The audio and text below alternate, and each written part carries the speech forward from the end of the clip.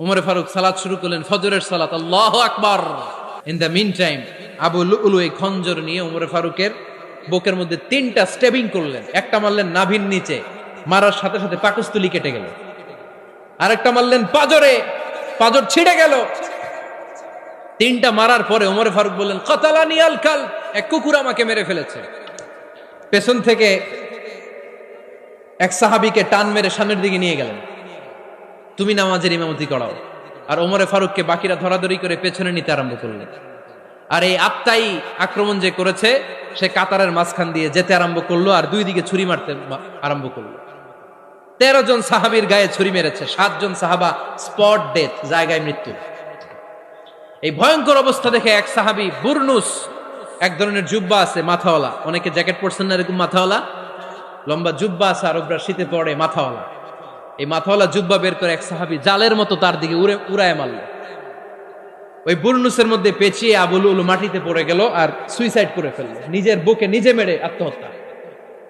যেই সাহাবীকে ইমামতির জন্য দাঁড় করালেন, উনি ছোট্ট সূরা দিয়ে প্রথম রাকাতে সূরা আল কাউসার, দ্বিতীয় রাকাতে সূরাতুল ইখলাস দিয়ে নামাজ শেষ। উমরে ফারুক বেহুশ। উমরে ফারুক কি বেহুশ। সবাই কান্নাকাটি করতেছে, সবাই দেখতে গেলেন, এখন হুঁশ ফিরে না। মুখের মধ্যে, মুখ খুলে রাষ্ট্রের চিকিৎসক মুখের মধ্যে দুধ দিলেন, ওই নাভি দিয়ে দুধ বের হয়ে যায়, পাকস্থলী কেটে ওখান দিয়ে দুধ বের হয়ে যাচ্ছে। তারা বললো ওনারে বাঁচানো সম্ভব না, দেখেন হুঁশ ফিরে কিনা। হুঁশ ফিরলে ওনার পরে কে আমির হবে, উনি যেন প্যানেল ঠিক করে দিয়ে যায়। সবাই তাকিয়েছে ওমরে ফারুকের চোখের দিকে। আল্লাহর মেহেরবানিতে ঘন্টা খানিক পরে উনি চোখ খুললেন। চোখ খোলার পরেই বলেন নাই, ও মা আমি মরে যাই। চোখ খোলার পরে উনি বলেন নাই, কে মারলো আমারে। চোখ খোলার পরে উনি বলেন নাই, আমার পরে নেতা কে হবে। চোখ খোলার পরে সর্বপ্রথম কথাটি ছিল, আসল্লান নাস, আমার নেতৃত্বে যে ফজরের নামাজটা শুরু হয়েছিল এটাকে ঠিক মতো তোরা পড়েছিলি?